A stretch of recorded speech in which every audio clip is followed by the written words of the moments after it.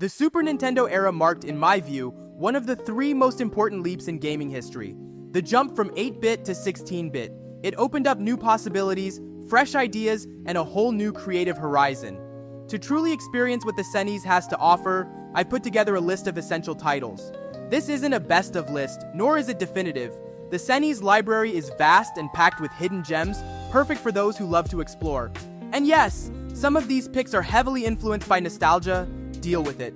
Rock and Roll Racing. Before Blizzard became the House of Warcraft, it gave us Rock and Roll Racing, a chaotic, isometric combat racer with real rock music blasting through the SNES's limited audio hardware. Winning wasn't just about being fast, it was about wrecking your rivals in the process. Classic rock tracks, explosive weapons, and wrestling-style commentary made every race feel like a demolition derby with guitars. Imagine Mad Max meets Mario Kart, but with guided missiles and headbanging riffs. It's fast, wild, and addictive, with well-designed tracks and an upgrade system that makes grinding feel rewarding. A true SNES gem that showcases both the system's flexibility and Blizzard's early brilliance. If you're into this kind of chaos, check out Biker Mice from Mars 2. It's got a similar vibe, with unique character abilities and great style. Super Ghouls and Ghosts. If there's one game that turns frustration into satisfaction, it's Super Ghouls and Ghosts. It's hard, brutally hard. The kind of hard that feels borderline sadistic. Precision reflexes, trap memorization, and an iron will are all mandatory. Arthur, the armored knight, loses his armor with a single hit and ends up battling demons in his underwear. The gothic aesthetic is gorgeous, the level design is meticulous, and the music keeps the pressure on from start to finish. It may feel unfair, but it never cheats. It just doesn't care about your feelings. Beating this game is like earning your 90s gamer badge. Its crushing difficulty perfectly reflects the arcade influence of the time. Games weren't supposed to be nice, they were supposed to test you. Actraer. Actraer is one of the SNES's most brilliant oddities. Mixing side-scrolling action with city-building simulation sounds like something cooked up at a brainstorming session that got derailed, but here, it works with surprising harmony. One moment, you're a divine warrior slashing through monsters in solid action stages. The next, you're a god, rebuilding civilization and guiding villagers after a cataclysm. The game subtly touches on themes like faith, redemption, and the delicate balance between destruction and creation, all packed into a 16-bit cartridge. The soundtrack by Yuzo Koshiro gives the game a near-religious tone. It's a unique experience, one no one asked for, but everyone who played remembers with fondness. The combination of two distinct genres wasn't just bold, it was visionary, showing how the SNES enabled creative risks that simply weren't possible on earlier hardware. Super Punch-Out! Super Punch-Out might look like a simple button masher at first glance, but spend a few minutes with it, and you'll discover a game that rewards precision, focus, and pattern recognition.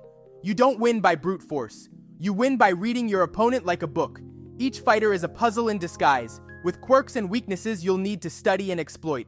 The cartoony visuals blend humor and challenge in just the right measure, and the controls are lightning fast. It might not have the legend status of Mike Tyson's Punch-Out, and honestly, I can't even remember the last time I played it, but this game still deserves a place in any SNES retrospective. It's an experience everyone should try once. Few games capture the satisfaction of outsmarting your opponent quite like this. Contra III: The Alien Wars. If video games had a testosterone meter, Contra III would shatter it. The game doesn't ease you in, it kicks the door down and throws you into the chaos. Explosions, aliens, tanks, choppers, and giant bosses all show up before you can even blink. The action is relentless and intense, but never sloppy. The game maintains a sharp rhythm, with responsive controls and carefully designed mayhem. The overhead stages break up the pacing and showcase technical ambition. The difficulty is punishing but fair, a perfect embodiment of that arcade-era design philosophy. And the soundtrack? Pure adrenaline. Contra III is short, sharp, and unforgettable.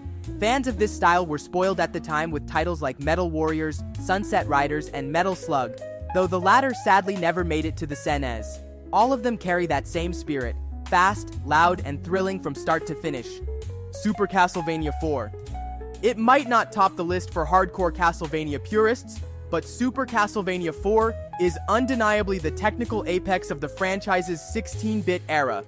The gothic atmosphere is elevated by parallax scrolling, a haunting soundtrack, and some creative use of the SNES's Mode 7 effects. The real breakthrough is in the whip mechanics. You can finally attack in multiple directions and even use it defensively, giving the combat a fluidity never seen before in the series. Each stage has a distinct identity, from cursed gardens to the decaying halls of Dracula's castle. Yes, the game is more linear than later entries, but it remains immersive and commanding. The series would eventually grow into more complex and ambitious territory, but this one still stands as a technical showcase, and a damn good time. Mortal Kombat. When Mortal Kombat hit the SNES, it didn't just arrive, it detonated.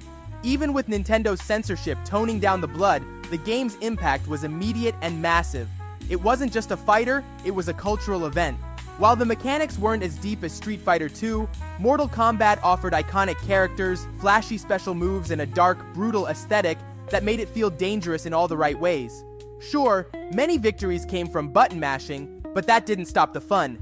The fatalities alone sparked endless schoolyard myths and parental outrage. And in the 90s, that kind of controversy was pure gold. You don't need to stick to the first one. Any of the first 3 entries are worth your time. If you can, play them all. Earthbound. Few games split opinion quite like Earthbound, and that's a good thing. It was bold enough to ditch swords and dragons in favor of baseball bats, payphones, and existential weirdness. Set in a suburban world filled with humor, satire, and surreal encounters, Earthbound feels like an RPG written during a fever dream. The combat may look traditional, but clever mechanics like the rolling HP meter give it a tactical edge. The story is bizarre and unpredictable, but also strangely emotional.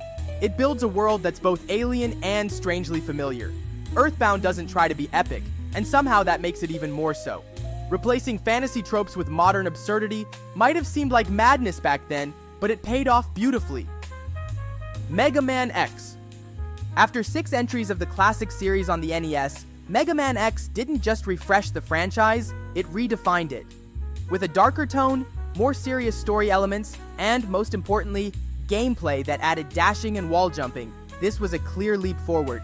The level design cleverly ties into the player's progression, rewarding exploration with secret upgrades and alternate routes, all without abandoning the boss per stage format. The soundtrack is iconic, with Storm Eagle's theme becoming a staple in SNES audio design. Mega Man X is a masterclass in reinventing a formula without losing its soul. And while X3 and the earlier Mega Man titles might be a bit weaker, they're all worth playing. Personally, X4 is maybe the one I enjoy playing the most. Super Mario Kart. Super Mario Kart didn't invent racing games, but it absolutely created its own subgenre, chaotic racing, where being a good driver helps, but doesn't guarantee anything. With Mode 7 graphics simulating depth, it introduced creative tracks and the now iconic item system, shells, bananas, and the infamous lightning bolt. Local multiplayer quickly became legendary, turning friendly matches into battle zones. Despite its simplicity compared to later entries, all the core elements were already here. Unpredictable fun, exaggerated charm, and an enduring formula. That said, this is actually my least favorite Mario Kart. The rubber banding AI feels unfair, the track design is too simple, and it lacks the visual appeal of later games. Still, it's worth revisiting, especially just to experience where it all started, unless you're aiming to 100% it, in which case, good luck. Donkey Kong Country 2. The first Donkey Kong Country looked like a miracle on SNES. Diddy's Kong Quest took that and made it even better. More complex level design, a stunning soundtrack, and a refined, varied gameplay rhythm pushed the series to new heights. Rare crafted a darker, more atmospheric world while keeping the cartoonish charm intact. Diddy and Dixie play differently, encouraging smart character switching. With creative bosses, vertical stages, flying barrels, and unstable platforms, DKC 2 is a bold, confident sequel that surpasses its predecessor in almost every way. Honestly, the whole trilogy is worth playing. DKC 3 is the one I enjoy the most in terms of moment-to-moment fun, but DKC 2 is my overall favorite, it's just that good. Street Fighter II Turbo. Few games caused as much chaos in video rental shops and living rooms as Street Fighter II Turbo. It didn't just solidify the fighting game genre on consoles, it defined it. The Turbo version added adjustable speed, new moves, and the ability to play as the once unplayable bosses, which quickly became a sensation. Precision controls, iconic sprites, and a memorable soundtrack were just part of the package. The real magic was in the multiplayer, where every match was a lesson in reading your opponent, controlling space, and reacting fast. And of course, it caused more than a few broken friendships and controllers. This is the game that taught a generation how to do a quarter circle forward and punch. Among the many Street Fighter II variations, Turbo is widely considered the best. It captures the series' essence while adding just enough extras to keep it fresh. Final Fantasy VI. Before Final Fantasy became synonymous with cinematic cutscenes and pretty-haired protagonists, it was pure drama in a cartridge. Final Fantasy VI is a storytelling powerhouse built around a large ensemble cast instead of a single hero. Characters like Terra, Locke, Celes, Sabin, Shadow, and the unforgettable villain Kefka explore deep themes like identity, loss, and rebuilding after devastation. Nobuo Uematsu's soundtrack is a masterpiece, with emotional highlights like Aria di Mezzo Carattere delivering operatic weight in 16-bit form. This game reached an artistic peak that still stands tall decades later, often cited as the narrative pinnacle of the series.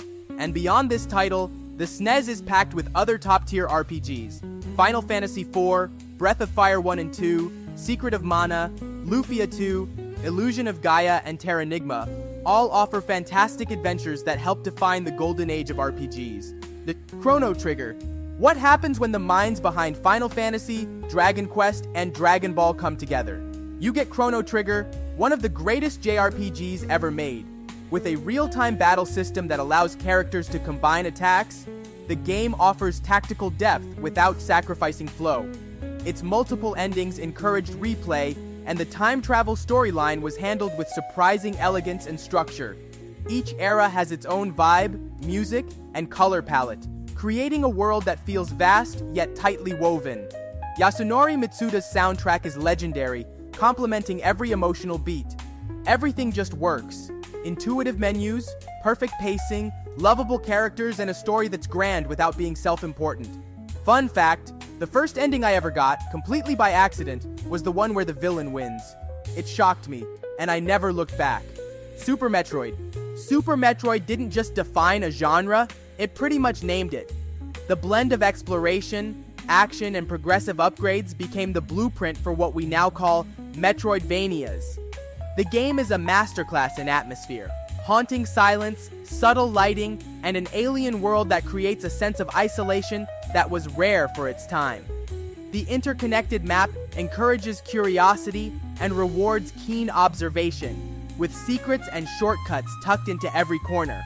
Controls are tight, the soundtrack is immersive, and the level design remains consistent and purposeful from beginning to end. What's most impressive is that Super Metroid tells its story with almost no dialogue. It relies entirely on world building and design. It's one of those games you get lost in for hours without realizing. A true landmark on the SNES, and for many, the pinnacle of the series. The Legend of Zelda: A Link to the Past. If there were a rulebook for how to make a 2D Zelda, it would be based on A Link to the Past. This game didn't just refine the series, it defined its long-term identity. World-switching mechanics, creatively designed items, dungeons with distinct personalities, and a map that begged to be explored. It's all here. The light and dark world dynamic isn't just a gimmick, it's a narrative layer that adds depth to the lore and progression. The puzzles are smart, often solved through trial, error, and observation, and the dungeon design is a textbook case of intuitive level structure. It's the kind of game that makes you feel clever, even if the game itself quietly nudged you in the right direction. Decades later, it's still one of the most elegant examples of how to build a game world. Super Mario World. Arguably the most iconic SNES game ever made, Super Mario World is where everything just clicks. Mario's movement is butter smooth, Yoshi makes a debut full of charm, and the world design is expansive, filled with hidden exits and alternate routes. The level design is top tier. Each stage introduces a new idea, explores it thoroughly, and then lets it go before it wears out. The difficulty strikes a near-perfect balance, approachable yet challenging. The visuals are bright and colorful, but hide a surprising amount of mechanical precision. And the soundtrack? Instantly memorable, shifting from playful to mysterious without ever missing a beat. While some players love Super Mario World 2, I never really connected with it. If I had to recommend a follow-up, I'd go with the Super Mario Bros. 3 remasters in Super Mario All-Stars. It's a refined, beautiful version of a near-perfect game. And that's it! Now it's your turn. What SNES games do you consider essential? Do you agree with the list? Or did I leave out a classic you think is unforgivable? I want to hear which titles defined your experience with the console. Drop your picks in the comments, share this with that friend who swears the SNES was the golden age of gaming, and if you enjoyed the video, don't forget to like, subscribe, and hit the bell so you don't miss what's coming next. Around here, nostalgia comes with opinions.